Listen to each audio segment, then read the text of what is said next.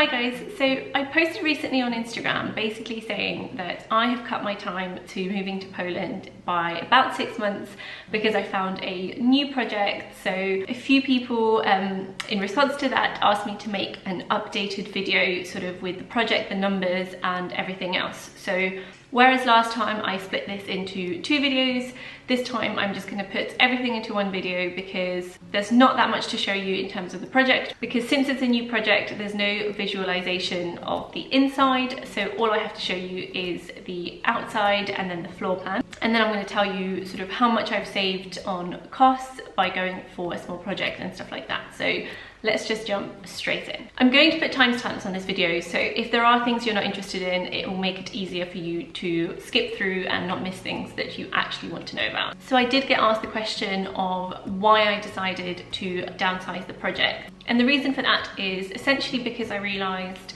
as much as I would love a nice, big, luxurious house, I don't really need a big project, and the project that I've gone for is still bigger than my current flat and it still has all the rooms I want, just slightly smaller. So I can still do everything I want, like, you know, have an office and all that kind of stuff, but it's just a little bit smaller. And also the project that I've chosen, because it doesn't have an upstairs and it's got no I don't know what they're called in English, but basically like major load-bearing walls. I think that's the term. On the inside, it makes it cheaper because the load-bearing walls are a lot more expensive to build. So all of that stuff makes the project a lot cheaper, but then the big windows make it a bit more expensive. But still, overall it's a lot cheaper, and I will be perfectly happy with a smaller house. I know there are a few people who are like, are you sure? Like, maybe you should just wait.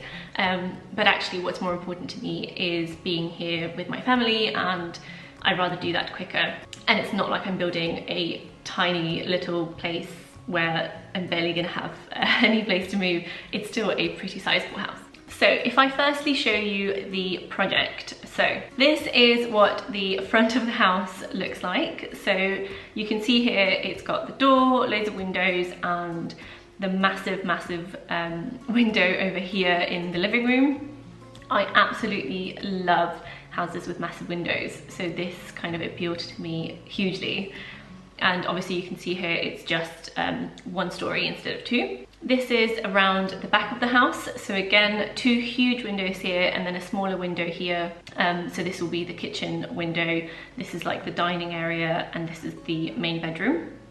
And what I really like here as well is it's got this sort of terraced area here, where this is like a sliding wooden panel, so it kind of protects you from sunlight. But what I'm thinking I might do, maybe not straight away because glass and glass doors and things are incredibly expensive, but what I'm thinking long term maybe is to have at least half of this surrounded by glass instead of wood, and then putting like a jacuzzi with loads of plants and stuff inside. So that might be the long-term plan, but yeah, this is what it looks like currently. So in terms of the actual floor plan, obviously, like I said, there's no pictures visualizing what it looks like, but you can get a good idea. So this is what it looks like. This is the entry hallway. So this is a nice big hallway where you can have sort of wardrobes and stuff here for coats and shoes and things. And then when you come in, you enter this massive open plan kitchen, dining and living area. So here, obviously, like big sofa and TV, a nice big dining table and a kitchen with an island. So I've always wanted an island, and the previous projects I was looking at didn't have a kitchen island, and I think it's a brilliant thing. So this one actually has a kitchen island, and then over here a nice little pantry in the back, just sort of going through the kitchen into the pantry. It's got 2 bathrooms, so obviously a small just guest toilet here, and then a bigger bathroom with both a shower and a bath inside. It's got like a laundry room here, which is basically going to be for laundry and heating, basically like a utilities cupboard type of thing. And then 3 bedrooms. So the biggest one is obviously going to be my bedroom, and then here is going to be my office, and then this will be a gym or a guest room.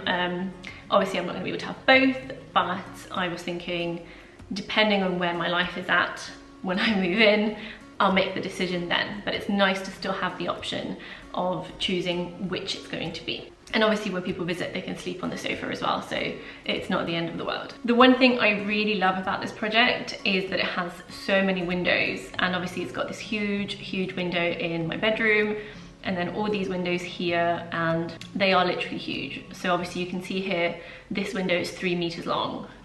This one is 2 meters, 1 meter, and almost 3. So absolutely incredible. Okay, so in terms of the financials, I've actually saved £15,000 since the last project, and it would have been more, it would have been about 27, but I forgot about a couple things in the last project to sort of include them in the costings. So some things have gone up and some things have gone down. So if we quickly run through the numbers, the sort of bare bones version of this house is going to cost about £48,000 to make. So this is the walls, the windows, the roof, basically all of that included, and then things like plumbing and electricity and things like that. So it should be about 48,000. Obviously, like I've said before, this can change depending on the materials I use and all that kind of stuff, and in a couple of years time prices might change, but that's the best kind of average estimate that I've got at the moment, so that's what I'm going with. So this is about £7,000 less than the previous project. Then we've still got the fencing at £4,000. The solar panels, I previously assumed £10,000 for solar panels. It actually looks more like it's going to be about £5,000, which is a great £5,000 saving for me. So again, solar panels, £5,000. Still £2,000 to get rid of the pole, although there is hope. There is a possibility that they will be removed by the electricity company in the area. The question basically kind of at the moment is whether or not they're going to do this before I want to build. So not sure how long it's going to take them to get around to it. They do have it in the plans, but if I have to delay my plans by a year or two purely to wait for this, I'd rather just pay the £2,000. So I'm keeping it in the numbers. And obviously if they do it before I want to start the build, then it's a nice £2,000 bonus that I can keep or invest or buy some nice sofa with or something. Obviously I'm not going to buy a £2,000 sofa, but just saying. Now I mentioned as well previously that I want to get a heat pump. So previously I assumed £15,000 for the heat pump, but again, a few of my family members have been looking at heat pumps and it looks like it'll probably be a lot cheaper than that. So currently the highest estimate that I've got is £10,000. So again, £5,000 less than it previously was on my project, which is great, and there is a chance that I might be able to get it a lot cheaper as well. But gotta stay prudent, so I'm gonna keep it at £10,000 for now. I previously included a cost of £10,000 for a garage. So I've currently changed the plans in terms of I'm not including the garage cost in my initial sort of save this money before I go. As nice as it would be to have a garage, I'm not really planning to have a car yet, and I can always save that money once I'm here. So I've taken out that £10,000, but as I mentioned before, there's a few things I forgot about last time. So the things that I forgot about that I've included here about £12,000 for is basically finishing off the house inside. So, you know, things like kitchen cabinets and painting and furniture and things like that. So all in all, I'm including £12,000 for that. Again, it's a rough estimate, you know, based off of going on IKEA, asking my parents what they spend on their kitchen and stuff like that, and then adding it all together. So £12,000, rough estimate, again, depends what I choose in the end. Oh, and the final thing was the moving cost, which I assumed about £1,500 for.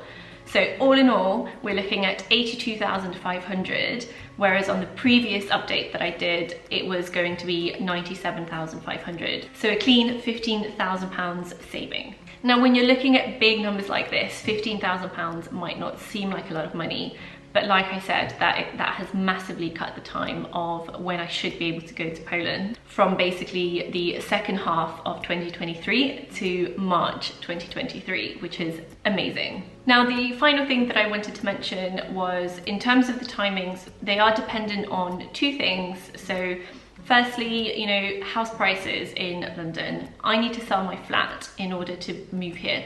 I'm relying on that money to fund a big chunk of this. Like I mentioned before, you know, I've got my £21,000 deposit, but I was also relying on a significant increase in value. When I say significant, I just mean enough for me to make a certain amount of money. That may or may not happen now. Obviously, house prices are currently not doing very well. There's a couple people in my block who've had their flats valued and they've either gone down in value significantly or just stayed the same. So there is a big risk around that, but also it doesn't include my additional income. So these projections are purely based on my main salary. So in theory, I could make up the difference from what I was planning to make in the increase in value from my property from additional income.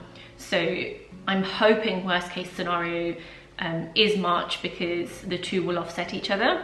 But then obviously best case scenario, if the flat does go up and I make some money and then I make my additional income on top of it. So, you know, this is things like YouTube teaching English, my 0 hours contracts, things like that.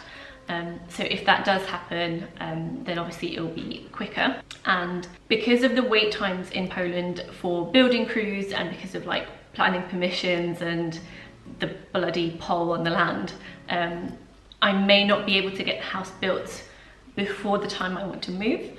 But the plan is then going to be that I basically sell my place, quit my job, and then move in with my parents whilst the house is built. Obviously they are only like 3 plots away, so I can literally just oversee the build and make videos for you guys about the progress of the build and stuff like that. So basically we are getting there a lot sooner than I thought, which is just going to be super, super exciting. That's it for this video, guys. Let me know if you have any questions and I will do my best to answer them, and I will see you in the next video.